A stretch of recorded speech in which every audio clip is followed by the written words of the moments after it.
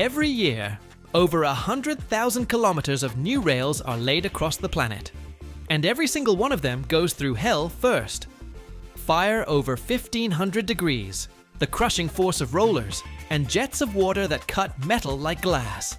From scrap heap to gleaming steel, a rail's journey is like an initiation, where every step decides whether it survives or shatters under the first train.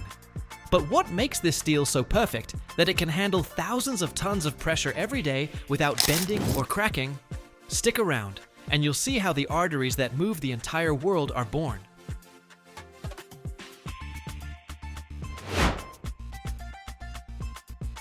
First, you gotta make the steel. A mix of scrap metal, iron ore, coke, and limestone gets dumped into the furnace, the raw ingredients for a future rail. The temperature in the blast furnace hits over 2,700 degrees Fahrenheit. That's 1,500 Celsius. Under that hellish heat, the metal turns liquid, glowing like the sun.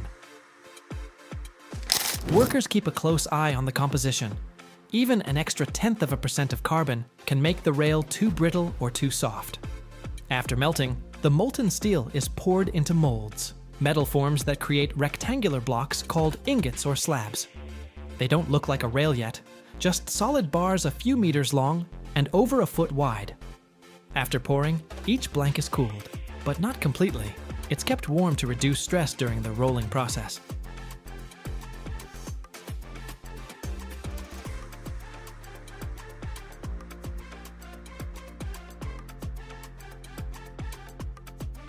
This stage is the foundation for everything. If the steel comes out bad, even a perfect rolling job won't save it. So quality control here is almost a ritual. Chemists check the composition, metallurgists monitor the temperature, and automatic sensors track the cooling uniformity.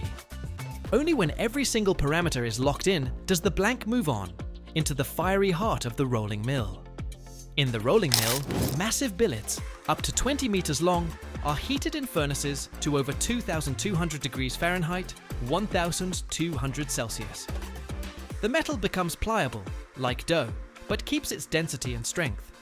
The hot blank is immediately fed into reversing rolling stands.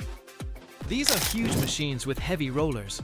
It passes through them several times, first to reduce its thickness, then to give it the right shape.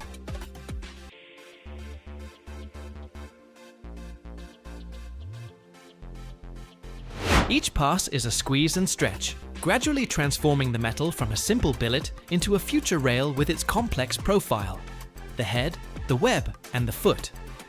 To get the exact geometry, they use a final sizing roll.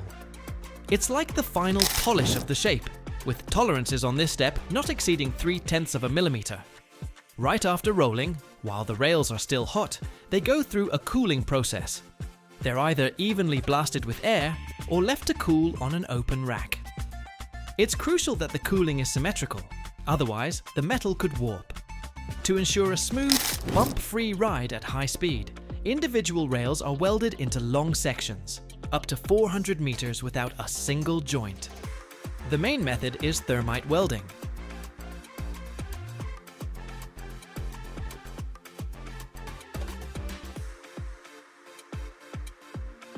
In a special mold between two rails, a gap of a few millimeters is left. A molten steel mixture, created by the reaction of powdered aluminum with iron oxide, is poured in. The temperature hits a scorching 4,500 degrees Fahrenheit, 2,500 Celsius. This molten metal flows into both parts of the rail and fills the joint area. When it solidifies, it creates a monolithic bond, stronger than the rail itself. After that, the excess metal is trimmed off, and the weld is ground down to a perfectly smooth level, without a single bump. Every joint is inspected, with ultrasound or eddy currents, to make sure there are no hidden micro cracks. These long rails are easier to transport than you'd think. They're either wound onto special drums or carried on platforms with pivoting supports.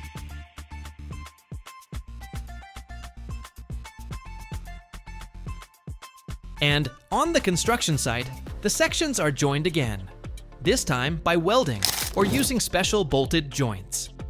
The result is a continuous rail line that stretches for kilometers without a single click. The same silent glide we've come to expect on high-speed trains. But first, after rolling and welding, the rails are still alive. There's stress left inside the metal, and the grain structure needs to be stabilized. This is where heat treatment comes in, giving the rail its strength, wear resistance, and durability. And it looks almost like a metallurgical spa session.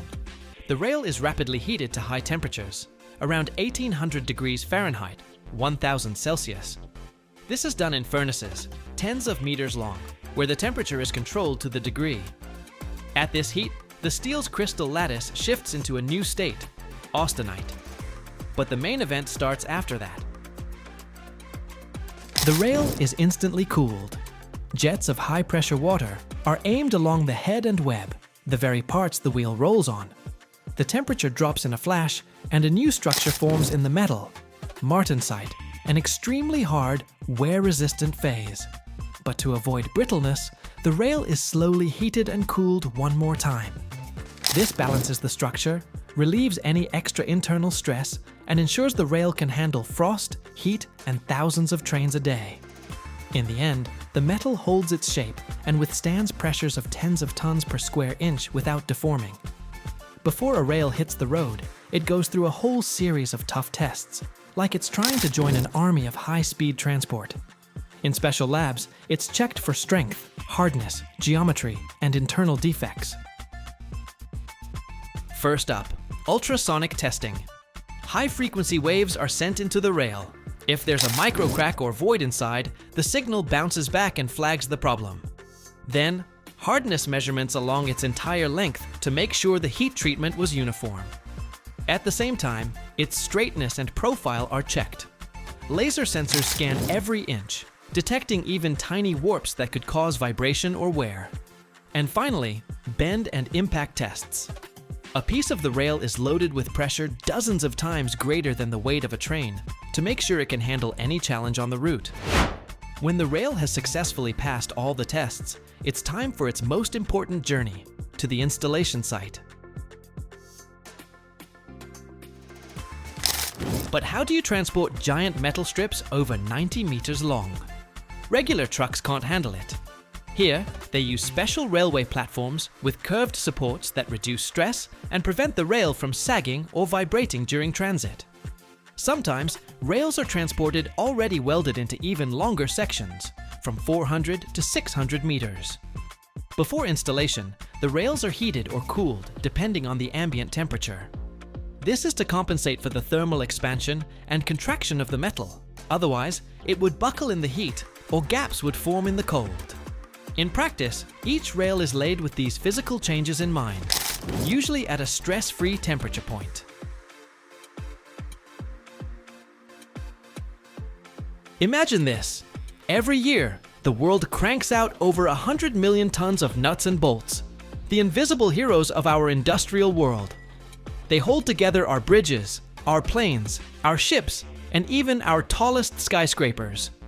But few people know that behind every single one lies a process with precision down to 1,000th of an inch. We're talking metal cleaned in acid, forged under massive presses, hardened at over 2,000 degrees, and tested to its breaking point. So what makes an ordinary bolt strong enough to hold hundreds of tons? Stick around, and you'll learn the secret that turns a simple piece of steel into a part the whole world depends on.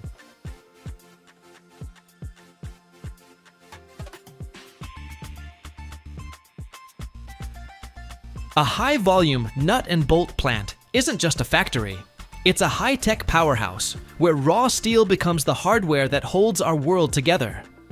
The whole thing is a complex, multi-stage marathon of machining, stamping, heat treating, and non-stop quality control. It all starts with the raw material. High-quality steel wire rod comes in, but it's dirty. First, it needs a serious cleaning to get rid of rust and scale. The most common way to do that? A chemical bath. We're talking a process called acid pickling, where the steel gets a dip in sulfuric or hydrochloric acid. This stuff eats away all the grime, leaving the metal surface perfectly clean and ready for what's next.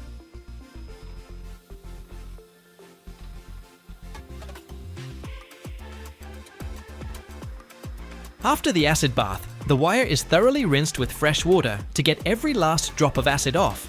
Then it's dried. For an even deeper clean, some plants use sandblasting or mechanical grinding.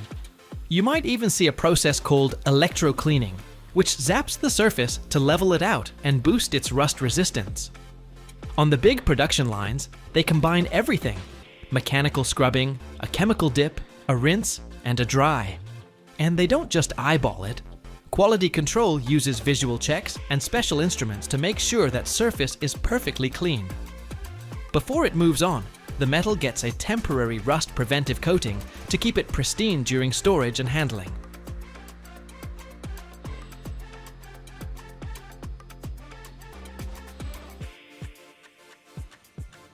The main ways to make a bolt are cold forming and turning. Cold forming is the real workhorse here. That's where a machine takes the metal wire and shapes it under massive pressure, all without heat. The wire feeds through a series of dies that hammer it into the shape of a bolt. First, the round shank, then the head, usually a hex head so you can get a wrench on it. The beauty of cold forming is that it's incredibly precise, makes the steel stronger, and wastes almost no material. Once the head and body are formed, it's time for the threads. Here, they use a method called thread rolling. Instead of cutting the threads, the bolt blank is forced between special dies that literally press the threads into the metal. This process makes the threads incredibly strong and durable.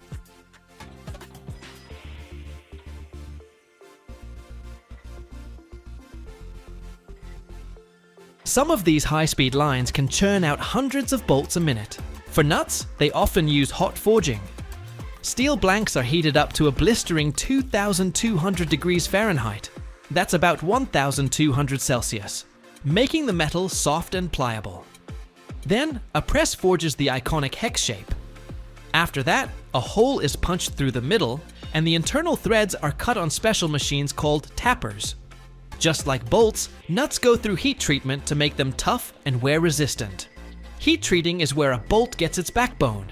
It's a two-step process, quenching and tempering. First, in quenching, the bolts are heated up and then rapidly cooled. This makes the steel incredibly hard, but also brittle. So the next step is tempering. They're reheated to a lower temperature, which gets rid of the brittleness but keeps all that strength. This is how bolts get their specific grade or property class.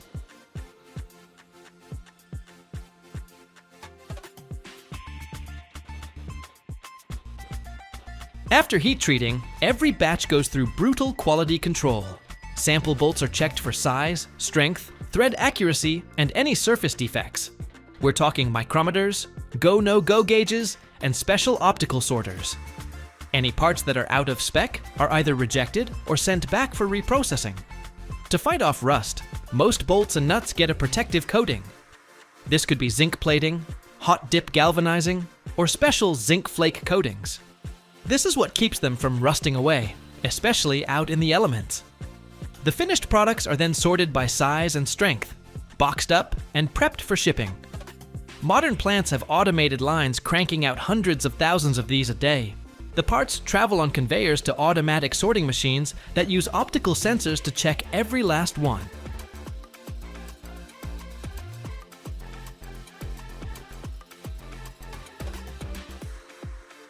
Anything that's damaged or not up to snuff gets kicked out. This makes sure only top quality hardware makes it to the packaging line. From there, the nuts and bolts go into automated bagging lines with inline scales and counters that measure out the exact quantity for each package. This could be small plastic bags, cardboard boxes, or bulk bins, depending on what the customer needs. The packages are labeled with all the key info: size, grade, manufacturer, and date. For big industrial orders, they're often packed in bulk bags or large containers to make shipping and storage easier.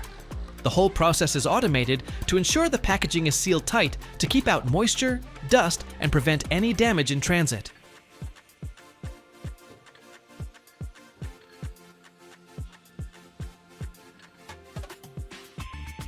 Even though most of it is automated, there's still a human touch.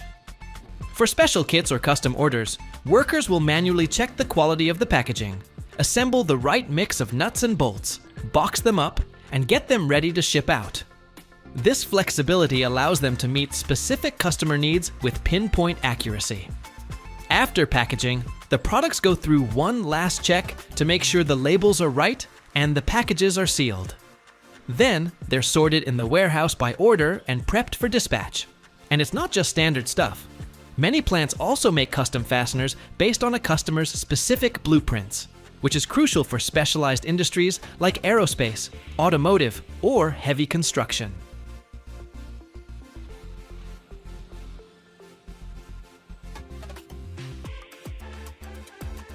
The global market for fasteners is on a steady climb, and it's all driven by a few key things. First up, construction. As countries spend more on infrastructure, we're talking bridges, roads, and new buildings, the demand for these steel connectors goes through the roof. Second, the automotive and machinery industries. Every car, truck, and piece of factory equipment is held together by hundreds of high-quality fasteners. As those industries grow, so does the need for top-grade nuts and bolts.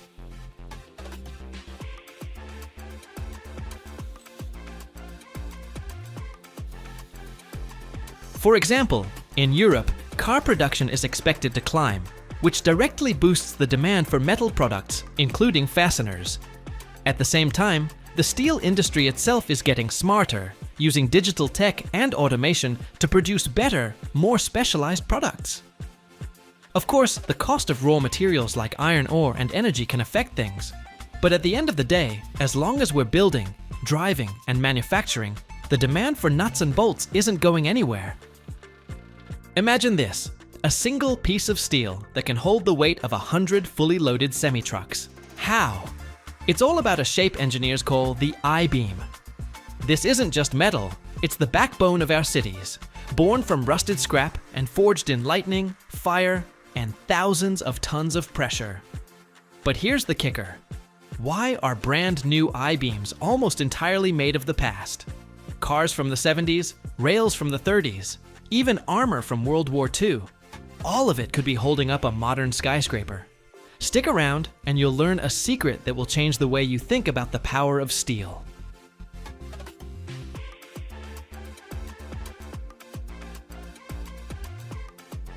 The genius of the I-beam is its shape. The real heavy lifting is carried by the top and bottom parts, so that's where most of the metal is packed, in the flanges. The thin web in the middle just keeps them locked in place. This gives you maximum strength for minimum weight. And that strength is just insane. A single heavy I-beam, set up right, can handle loads of hundreds of thousands, sometimes even millions of pounds. Picture a whole line of fully loaded semi-trucks, all parked on one single piece of steel. That's real power. This story doesn't start in some shiny workshop. It starts in a massive, rusty, noisy yard that looks like a graveyard for metal giants. This is a scrap yard. Mountains of old cars, chopped up rail cars, building frames, and industrial junk are all waiting for a second chance.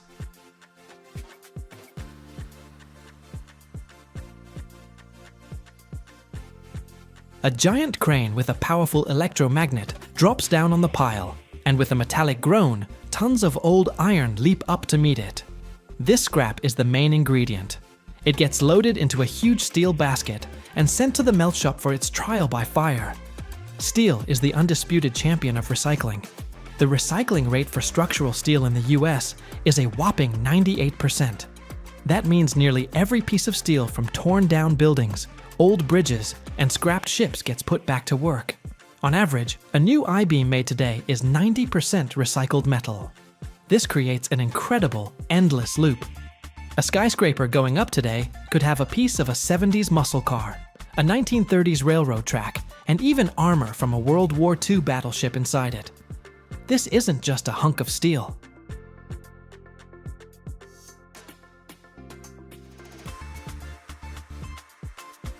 It's concentrated history, melted down and reborn for a new tour of duty. So these numbers aren't just stats.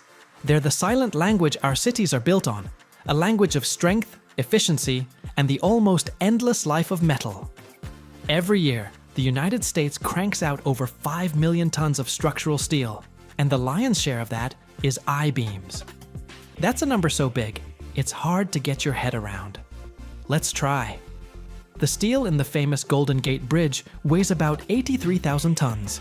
That means, in 1 year, American mills produce enough beams to build over 60 Golden Gate bridges.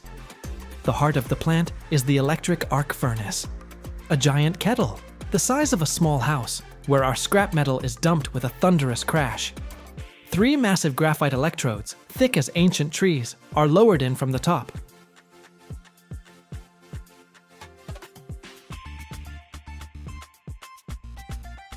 And then the operator hits the juice. An electric arc, basically a man-made lightning bolt, erupts between the electrode tips and the metal with incredible force. The shop fills with a deep, bone-rattling roar, and the light from the arc is blinding. The temperature inside instantly shoots up to 3,000 degrees Fahrenheit. The metal doesn't stand a chance. It starts to melt, turning into a boiling, blazing lake of steel. Special additives are tossed into this molten bath to get the exact grade of steel needed, strong but flexible enough to handle massive loads. When the steel is ready, it's time to turn this liquid river into something solid. The molten metal is poured into a continuous casting machine. The blazing liquid flows into a special, water-cooled copper mold. As it passes through, the outer layer of steel freezes, forming a thin skin.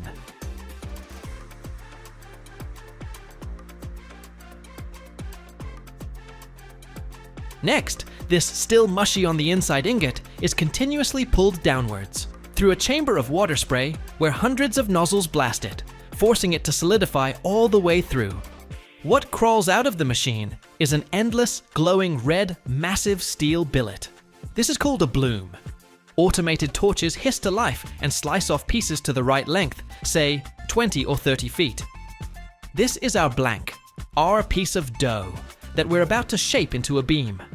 These hot, but now solid blooms are sent to the next furnace, the reheating furnace. It's like a giant tunnel with a fire roaring inside.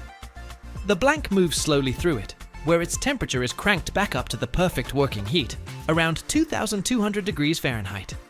It becomes soft and pliable, like clay, ready for the most important step, rolling.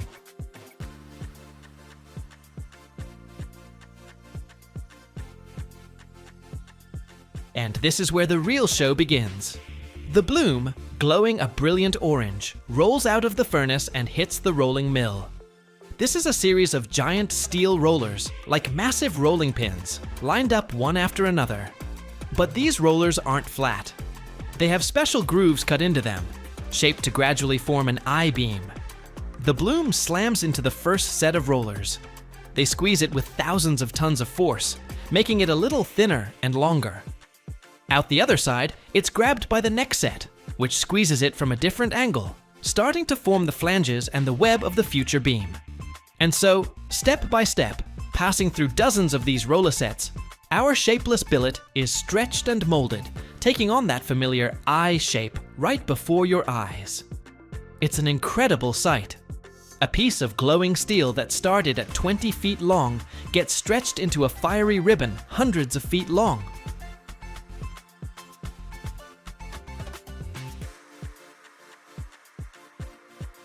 The whole mill is filled with a symphony of bangs, screeches, and the hiss of water keeping the rollers cool. When the beam exits the final, finishing roller, it has the perfect shape and dimensions, down to a fraction of an inch. Hot, long, like a fire serpent, it travels down a roller conveyor to a massive cooling bed. This is a giant rack where the beam slowly cools, letting its heat radiate into the air. As it cools, the metal shrinks a bit, and sometimes the beam can get a slight warp. To fix that, after it's cooled down, it's sent to a straightener. This thing is like a giant steel chiropractor, passing the beam through a set of rollers that align it until it's perfectly straight.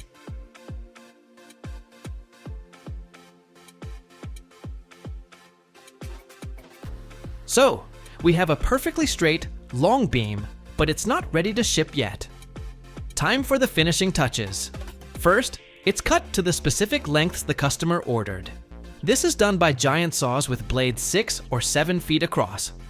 With a deafening scream and a shower of sparks, the saw cuts through the thick steel in seconds.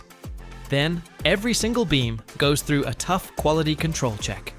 Inspectors measure its geometry, and special ultrasonic machines scan the metal to make sure there are no hidden cracks or flaws inside. Only then does the beam get its marking, its birth certificate, with the steel grade, size, and batch number.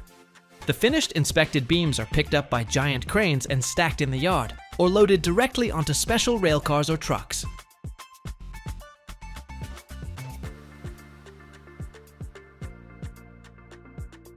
And just like that, this steel backbone, born from rusty scrap, forged through fire and pressure, is ready to ship out to a job site, to become the silent but incredibly strong skeleton for a skyscraper that will scrape the clouds, or a bridge that will connect two shores.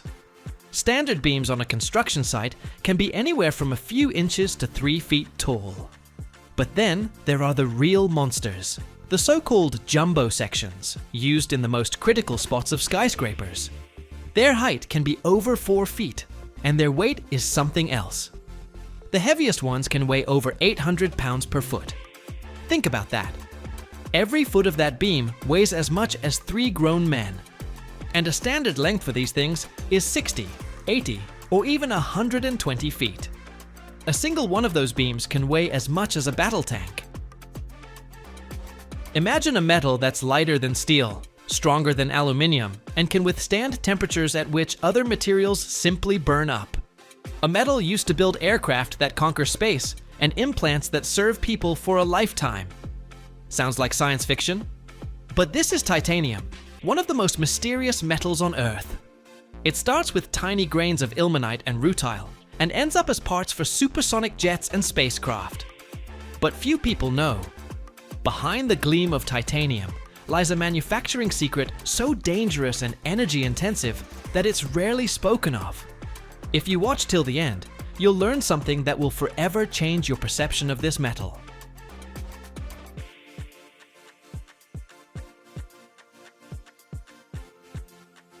The story of titanium production begins in the late 18th century when, in 1791, a British clergyman and amateur mineralogist named William Gregor discovered a new metal in the mineral ilmenite, which is now the main source of titanium. Initially, this metal was called Mennichenite, but later, in 1795, the German chemist Martin Klaproth rediscovered the element in the mineral rutile and named it titanium, in honor of the mythical Titans, giants of ancient Greek mythology. However, the pure metal was first successfully isolated only in 1825 by the Swedish chemist Berzelius, though at that time it was contaminated with impurities and practically unsuitable for industrial use.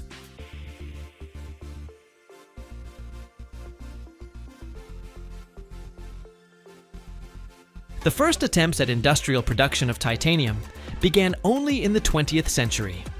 In 1910, the American chemist Matthew Hunter obtained a small amount of pure titanium, and the real breakthrough came in 1925 when Dutch scientists Van Arkel and de Boer developed a method for producing high-purity titanium, paving the way for its widespread application. From the mid-20th century, titanium production developed intensively, especially in the USA, where the metal became indispensable in aviation, the space industry, and military applications. The production of titanium starts with the mining of titanium-bearing raw materials, mainly the minerals ilmenite and rutile, which contain titanium oxides. These ores are found in placer or lode deposits and are widespread across the globe, particularly in Australia, Canada, China, Norway, and South Africa. After mining, the ore undergoes a complex multi-stage processing.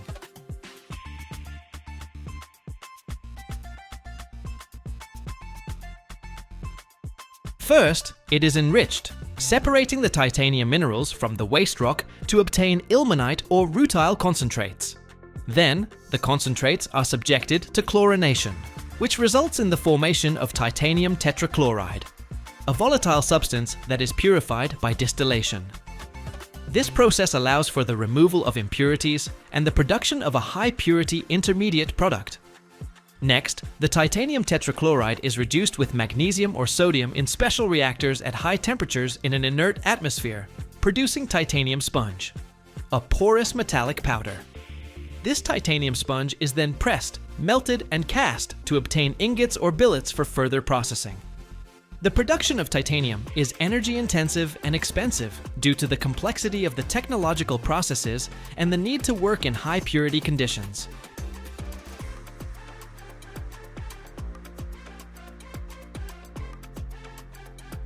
The main industrial method for producing titanium is the Kroll process, which remains the global standard. It involves the chlorination of titanium ore, purification of titanium tetrachloride, and its reduction with a metal, allowing for the production of high-quality metal for aviation, space technology, medicine, and other industries. Thus, titanium production begins with the mining of ilmenite and rutile, goes through complex chemical reactions and physical processing to transform natural minerals into a high-tech metal that combines lightness, strength, and corrosion resistance. The initial stages of titanium production are based on a complex, multi-step technological process that begins with the extraction and preparation of titanium-bearing raw materials, mainly ilmenite and rutile.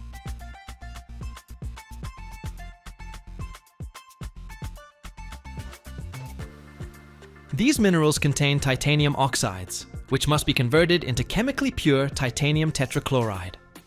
To do this, the titanium ore concentrates are chlorinated in fluidized bed reactors at a temperature of 1,800 degrees Fahrenheit, where carbon and chlorine gas react with the raw material to form titanium and carbon monoxide. This tetrachloride contains impurities of other metals, which are removed by distillation to obtain high-purity technical titanium. The next key stage is the reduction of titanium tetrachloride to metallic titanium. The most common industrial method is the Kroll process, in which titanium tetrachloride reacts with magnesium in a vacuum chamber at high temperature. The result is titanium sponge, a porous metallic powder containing impurities of magnesium and magnesium chlorides. This reaction mass is subjected to vacuum distillation to remove impurities, after which the titanium sponge is pressed and remelted into solid ingots or slabs.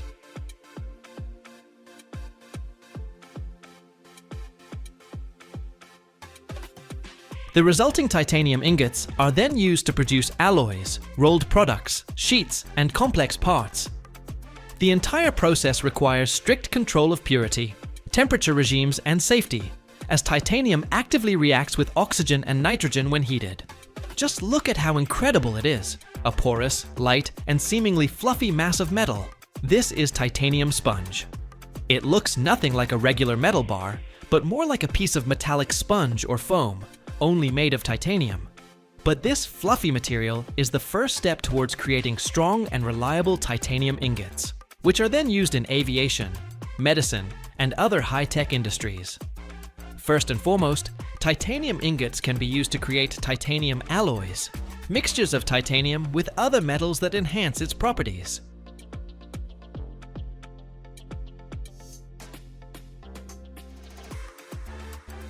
To obtain an alloy, alloying elements are added to the molten titanium, most often aluminium, vanadium, molybdenum, iron, or niobium. These additives change the metal's structure, increasing its strength, heat resistance, corrosion resistance, and improving its workability. The production of alloys usually takes place in vacuum arc furnaces, where the metal is melted at high temperatures in a protective atmosphere to avoid oxidation. To achieve a homogeneous composition, the alloy is remelted several times, after which it is cooled and prepared for further processing. The next stage is rolling. Ingots or slabs of titanium and titanium alloys are heated to a certain temperature to make the metal more malleable and are passed through special rollers. Rolling allows for reducing the metal's thickness, giving it the desired shape and size, as well as improving its structure and mechanical properties.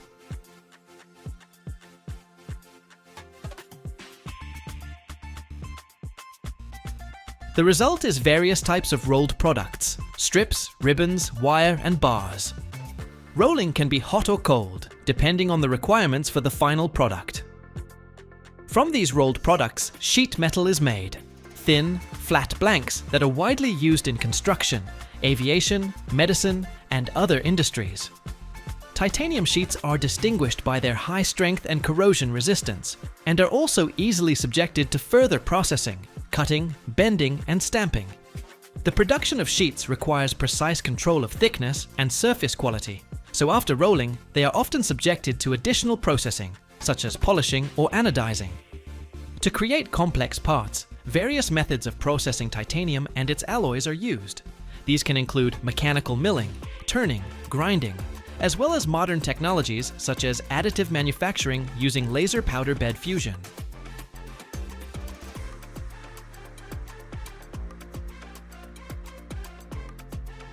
Additive technologies allow for the creation of parts with complex geometries that are impossible to produce with traditional methods.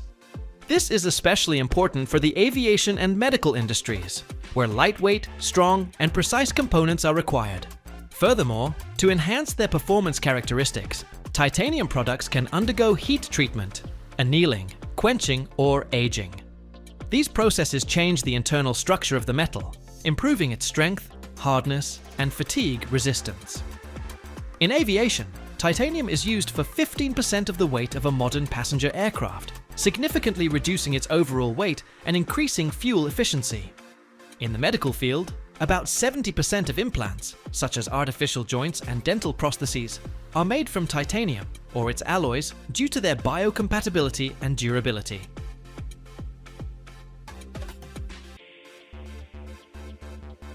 Every year, over 4 billion miles of fiber optic cables are produced worldwide. That's enough to wrap around the Earth more than 160 times. But few people know that their journey begins with sand. A special kind, whose purity is measured in parts per million. Because even one microcrack can destroy a signal that's racing for thousands of miles at the speed of light. What is this magic? How does ordinary sand turn into transparent threads, thinner than a hair, but stronger than steel? Watch closely. At the end of this video, you'll learn a secret you've never heard before.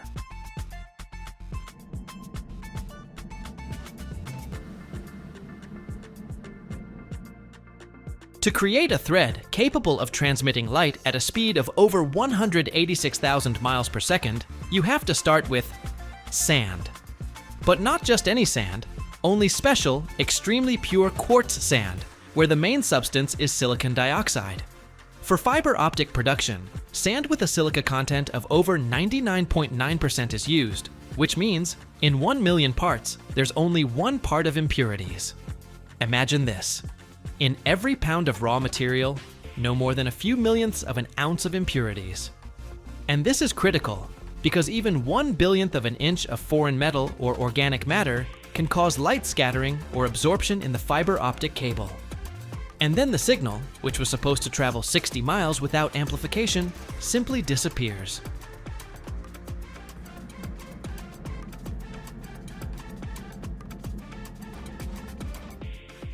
Raw material for fiber optic cable isn't just washed or filtered, it's purified at the molecular level. Manufacturers often use vapor phase chemistry. Quartz sand is converted into gaseous silicon tetrachloride, which is then distilled, filtered, and deposited as pure vapor. And only then is it converted back into glass.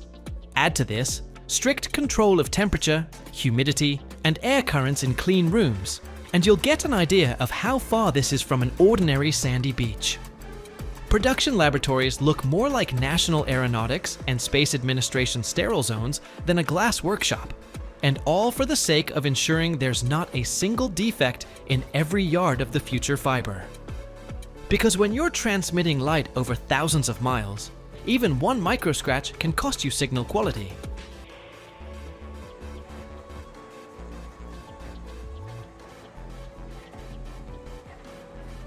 A large, transparent glass cylinder that will later be melted and drawn into a very thin thread. This is the fiber optic preform. This huge glass rod is made using a method called vapor deposition. In a large furnace, air is mixed with very pure gases. These are different substances that turn into vapor when heated. These vapors hit the inner surface of a transparent tube, which is heated very intensely. When the vapors touch the hot wall of the tube, they deposit and turn into tiny droplets of glass, like dew collecting on leaves in the morning. Gradually, these droplets collect, layer by layer, until a thick layer of glass forms inside the tube. Then this tube is heated even more intensely, and it collapses into a dense solid rod, and this is our preform.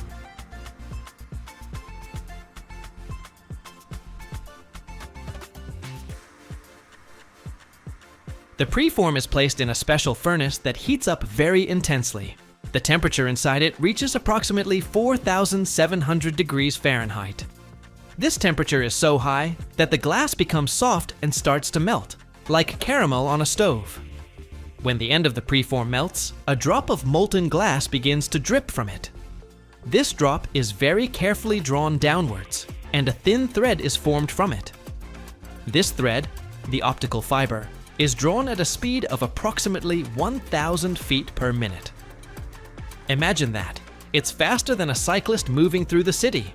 It's important for the thread to be of uniform thickness throughout its length. The thickness of an optical fiber is usually around 125 microns, or approximately 0.005 inches. That's very, very thin.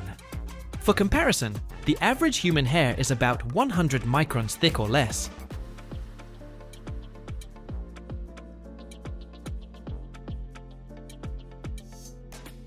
To keep this diameter under control, special instruments are used during the process. They look at the thread in real time and measure its thickness. If the thread starts to become thicker or thinner, the system automatically changes the drawing speed or the furnace temperature to correct it. After the optical fiber has been drawn from the preform and has become a thin, transparent thread, it needs to be protected. The fiber is very thin and fragile. If left unprotected, it can easily break. Cracks will appear, or dirt will get on it. Therefore, immediately after drawing, the fiber is coated with a special protective layer. A thin thread is pulled from the furnace. After the furnace, the thread immediately goes into a coating machine. This is a special device that clothes the thread in a plastic sheath.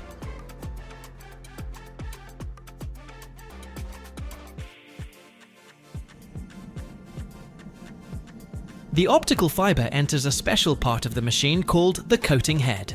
It's like a small tube, or nozzle, inside which there's molten protective material. As the fiber passes through this tube, a layer of liquid polymer is evenly applied to it. The polymer has very low viscosity, so that the coating is thin and even, but dense enough to protect the fiber. This coating layer usually consists of two parts.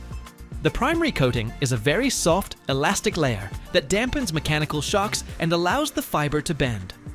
The secondary coating is harder and more rigid, protecting against external influences, dust, and scratches. These two layers are applied sequentially, one after the other, to provide reliable protection.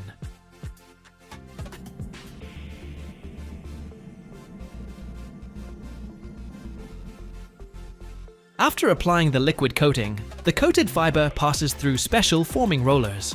They regulate the thickness and evenness of the layer, pressing the coating uniformly along the entire length of the fiber. These rollers are very precisely calibrated so that the layer is not too thick or thin. After the polymer has been applied and shaped, the fiber passes through a zone of ultraviolet light. Here, the polymer instantly hardens under the influence of ultraviolet lamps. This is a process called polymerization. Anyone who gets their nails done knows how this happens. Ultraviolet lamps emit light of a specific wavelength that activates chemical reactions in the polymer. Thanks to this, the coating quickly becomes solid, while retaining its elasticity and ability to protect the fiber.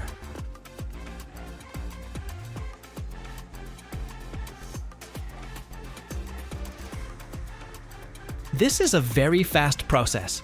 The coating solidifies in fractions of a second, literally. This method does not heat the fiber, so it doesn't damage it. This provides very strong and durable protection. The entire machine is equipped with sensors and control systems. They constantly measure the coating thickness, fiber feed speed, and uniformity of application. If the coating layer is too thin, or there are defects, the system either stops the process or adjusts the parameters to avoid defects. At the end of all this technological magic, a spooling module, rotating with a hum resembling the sound of a jet engine, only in miniature.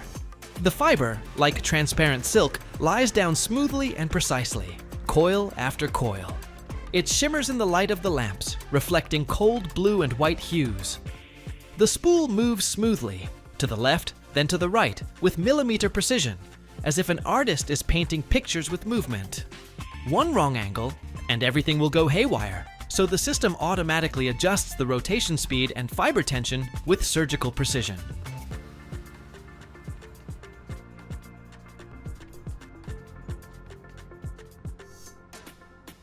Around are sensors, lasers, cameras. They carefully ensure that the fiber lies flat, doesn't twist, and doesn't create tension. With every minute, more and more layers appear on the spool. Imagine, in a few hours, there are already several feet of thin, almost invisible fiber there. And all this without a single break, without a single scratch. Because even a micro crack and the light signal will get messed up, like a radio wave in a storm.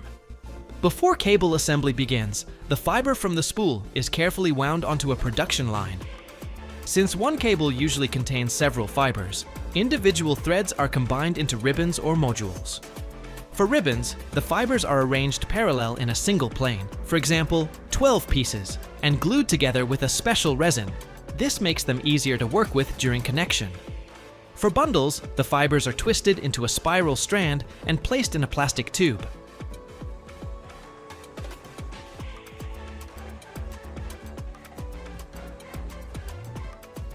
These ribbons or bundles are then placed into buffer tubes, thin, flexible plastic channels that provide space for the fiber's slight movements.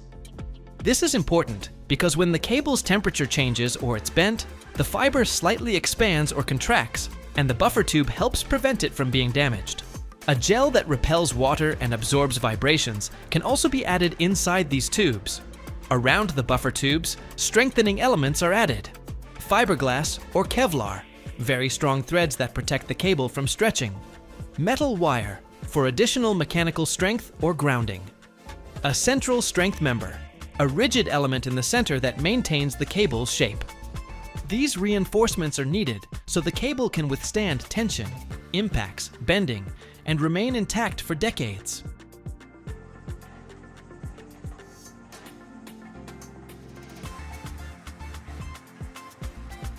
All of this is wrapped in an outer jacket.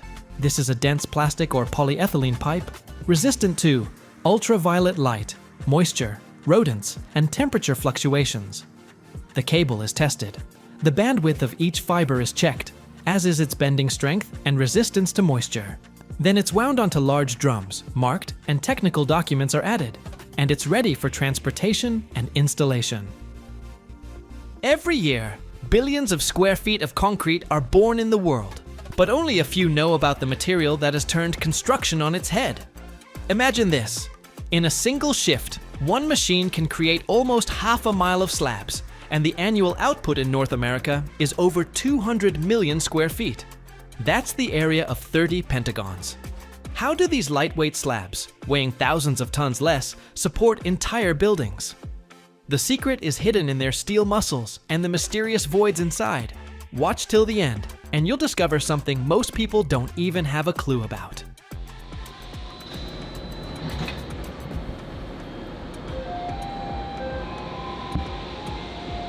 The slip former machine crawls along a 600-foot casting bed at a speed of about 4 feet per minute. Doesn't sound too quick? Well, let's do the maths. That's 200 feet an hour.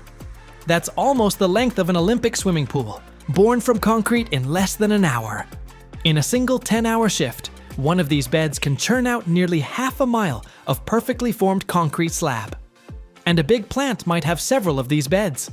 This isn't just building, it's a conveyor belt running at a speed unthinkable for traditional pour-on-site concrete.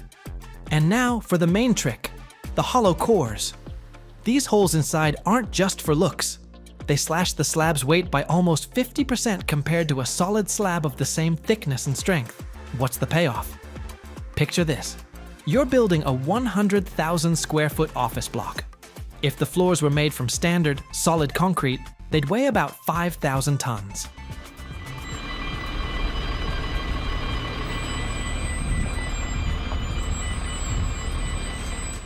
But with hollow core slabs, just 3,000 tons.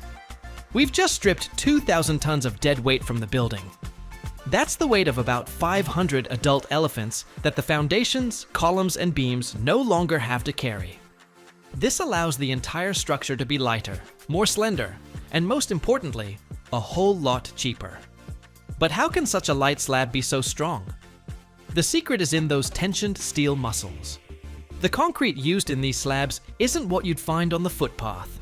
It's high-strength concrete that can handle pressures over 8,000 pounds per square inch, while standard concrete manages only 3,000 or 4,000.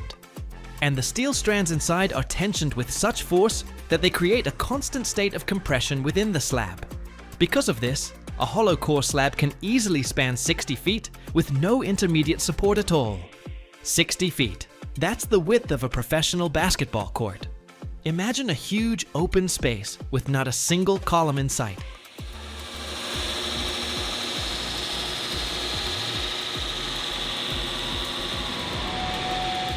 That's exactly why these slabs are a favorite for building car parks, supermarkets, and open-plan offices. Every year, over 200 million square feet of hollow core slabs are produced in North America. The number is just staggering. It's enough area to build 30 colossal buildings like the Pentagon. Every single year. This isn't just a building material. It's an entire industry built on speed, efficiency, and clever use of resources. So these figures aren't just dry data. They're proof that sometimes, to get stronger, you just have to get rid of the unnecessary stuff on the inside. It all starts not in a concrete mixer, but on a massive, perfectly flat runway inside the workshop. This is the casting bed. Imagine a perfectly smooth, polished steel track a few feet wide, but 600 feet long. That's longer than 2 footy fields, end to end.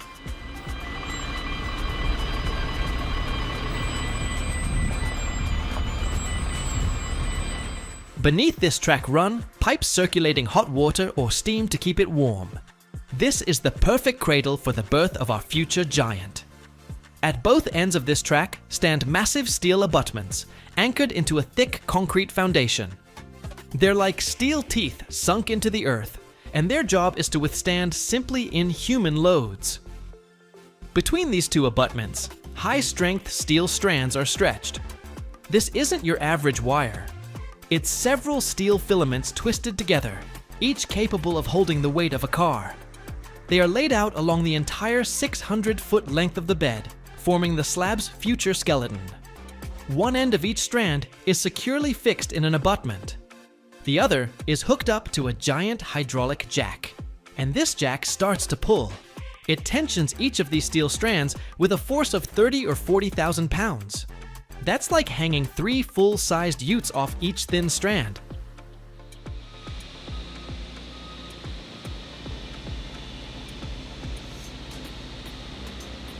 The steel muscles tense up, becoming as taut as the strings of a giant guitar, storing a colossal amount of energy. This is secret number 1, pre-stressing.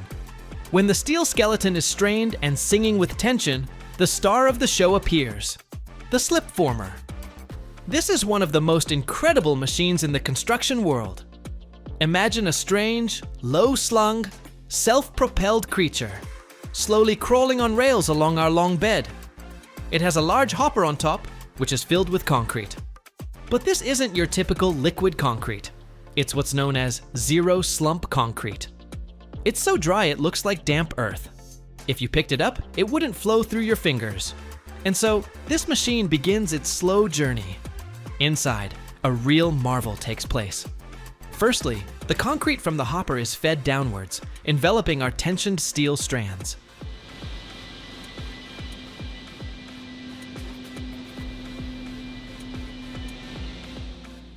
Secondly, special vibrators and compactors ram this dry mix with incredible force, making it unbelievably dense. And thirdly, and most importantly, inside the machine are special forming tubes, or mandrels, which vibrate as they push through the concrete, leaving behind perfectly round, smooth voids. The machine, like a giant concrete snail, slowly crawls forward, leaving in its wake a perfectly formed, endless concrete slab with hollow cores inside and tensioned steel muscles hidden within its body. Because the concrete is so dry, it holds its shape instantly and doesn't sag. This is secret number 2. The voids, which make the slab 50% lighter than a solid one while barely reducing its strength, as the top and bottom sections do most of the work.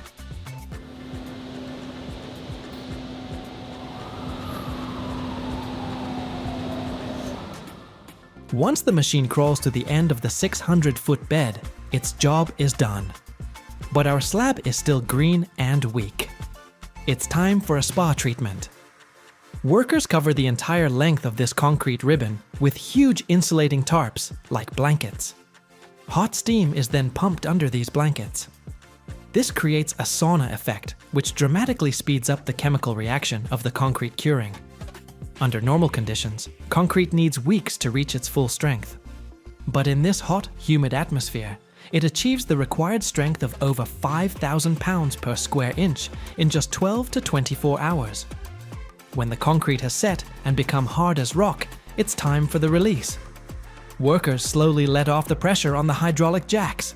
The tensioned steel strands, now permanently bonded to the concrete, try to shrink back to their original length. But the concrete won't let them. As a result, this massive compressive force is transferred to the concrete slab itself.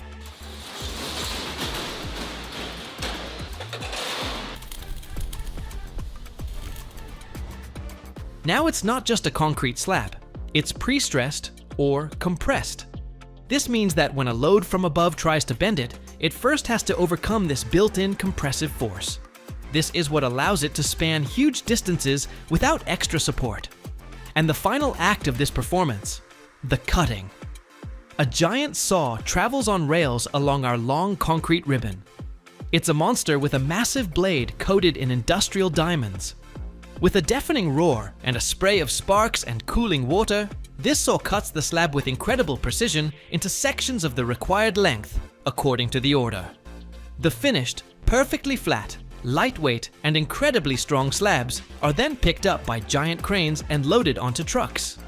And just like that, after a journey from a tensioned steel string to the slow crawl of a concrete snail and a final diamond cut, this brilliant piece of engineering is born, ready to become the fast, efficient, and reliable flooring in the buildings where we live, work, and play.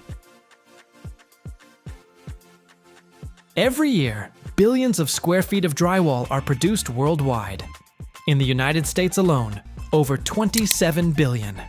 That's enough to lay a 3-foot wide path from the Earth to the Moon, and still have enough for halfway back. Imagine millions of tons of stone being transformed into the smooth walls of our homes. But the real secret begins where ordinary gray stone becomes a thirsty powder, a material that can miraculously turn back into stone. Watch closely. At the end, you will discover a secret that most people have never even guessed. The numbers behind drywall production in the United States are not just big, they are astronomical, and they tell a story of how the country builds, renovates, and breathes. In a recent year, factories in the US produced approximately 27 billion square feet of drywall panels. This number is so colossal that it's hard to comprehend. Try to imagine. If you were to lay out all this amount of drywall, you could create a continuous 3-foot wide path that would stretch from the Earth to the Moon and almost halfway back. Or, with this number of sheets, you could completely cover the entire territory of the state of Delaware twice and still have some left over. This endless stream of building material is not only a physical product, but also a powerful economic indicator.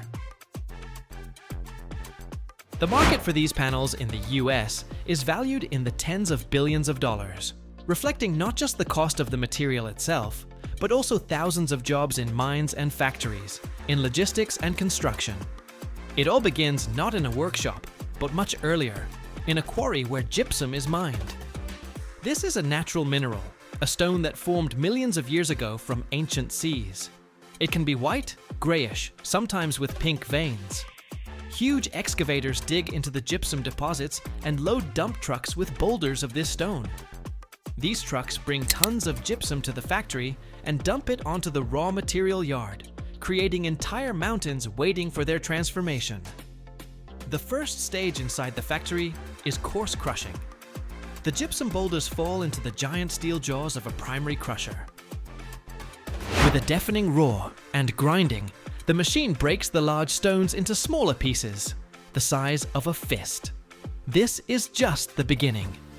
Then this crushed gypsum is fed by a conveyor belt to secondary mills. Here, dozens of steel hammers, rotating at an insane speed, break these pieces into even smaller fractions, turning them into something like coarse gravel. But even this is not enough. The final stage of grinding turns the gypsum into a fine, powder-like dust. It becomes so fine that it resembles flour or dust. This powder is the main raw material, but it still hides a secret that needs to be revealed. The next step is one of the most important and interesting. It's a process called calcination, and in essence, it's the controlled drying of gypsum. The thing is, in the crystalline structure of natural gypsum, water molecules are locked in.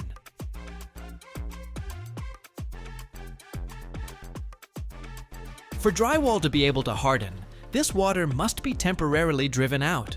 To do this, the white powder is fed into a huge, slowly rotating kiln.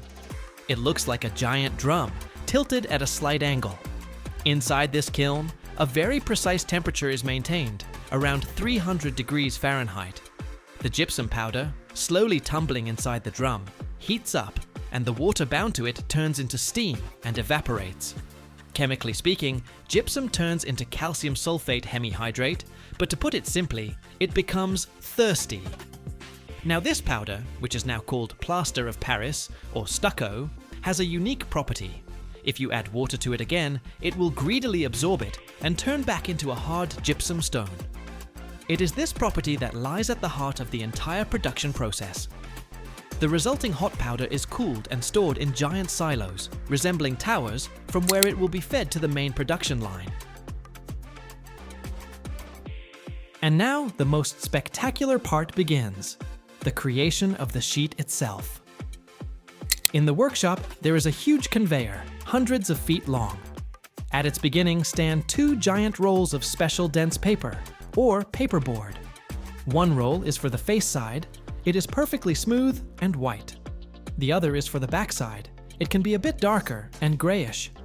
The ribbon from the bottom roll, the face side, is unwound and laid on the conveyor, forming an endless track. In parallel with this, in a giant mixer resembling an industrial food processor, the core is prepared. Our thirsty gypsum powder, water, and a whole cocktail of various additives are continuously fed into it. Each additive plays its own role. Foaming agents make the gypsum mass lighter and more porous, like whipped cream, to reduce the weight of the sheet. Plasticizers make the mixture more fluid, so it spreads evenly. Accelerators or retarders allow engineers to perfectly control the time it takes for the gypsum to set. Starch helps the gypsum core to better adhere to the paper covering, and fiberglass adds strength. This mixture, called a slurry, resembles a thick grey porridge. It is poured in a continuous stream directly onto the paper ribbon, moving on the conveyor. Special devices evenly distribute this mass across the entire width of the paper. The edges of the bottom sheet of paper are neatly folded upwards, forming the sides of the future sheet. And at this moment, the second ribbon of paper from the back roll is laid on top, like a lid. The result is an endless, perfectly even sandwich. Paper, gypsum mass, paper. This sandwich immediately passes between two rollers or under a forming plate, which compress it to a precisely specified thickness, for example, ½ inch. The newly formed, still soft and wet sheet of drywall continues its journey on a very long conveyor, which is called the setting line. Its length can reach several hundred feet. As the sheet slowly moves, a real miracle happens inside it. The gypsum powder reacts with water. The rehydration reaction takes place. The gypsum turns back into a hard stone, releasing heat in the process. If you touch the sheet at this stage, it will be warm. In a few minutes, the loose mass becomes hard enough to hold its shape. At the end of this long line stands a flying knife. This is a huge blade that moves in sync with the belt, and at the right moment makes a quick, precise cut, slicing the endless sandwich into sheets of standard length, for example, 8 or 12 feet. This happens so quickly that the conveyor doesn't stop for a second. The cut sheets are now hard, but still very wet. they contain excess water that did not take part in the chemical reaction. It needs to be removed. Therefore, a special device flips the sheets and feeds them into the most large-scale structure in the factory, a multi-level drying kiln. This is a giant labyrinth consisting of several levels, each of which is a conveyor. The drywall sheets slowly move along these levels back and forth, traveling a path of several hundred feet inside this huge furnace. Hot air circulating inside gently evaporates the excess moisture from them. The temperature here is controlled very carefully.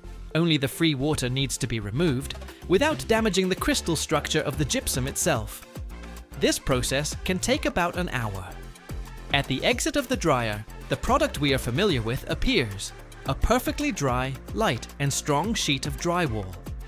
But this is not the end. The final stage is finishing. 2 finished sheets are stacked face to face. Their edges are perfectly trimmed to be even and clean. A paper tape with information about the manufacturer and product type is glued to the ends. After this, robotic manipulators with superhuman precision and grace lift the finished sheets and stack them in perfectly even piles on pallets. Each stack is wrapped in protective film, labeled, and sent to the warehouse. From there, it will travel to construction sites to become part of someone's home, having transformed from a simple gray stone mined from the earth into a smooth and cozy wall. Drywall production is like a barometer of the construction industry's health. When the economy is on the rise, people actively build new houses and renovate old ones, and the demand for drywall skyrockets. The factories that produce this product operate at full capacity, and the flow of trucks delivering the finished sheets across the country becomes endless. The heart of this production beats in unison with the rhythm of the real estate market. Geographically, this industry also has its centers. Although drywall manufacturing plants are located throughout the country to be closer to large construction markets, the mining of the main raw material, gypsum, is concentrated in certain states. The leaders here are states like Texas, Oklahoma, Kansas, Nevada, and Iowa.